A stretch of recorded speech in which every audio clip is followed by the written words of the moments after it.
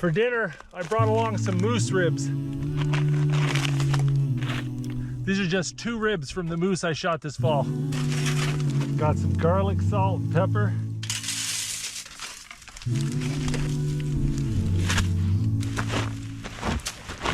Well, there we go. Got the moose ribs buried in hot coals and dirt.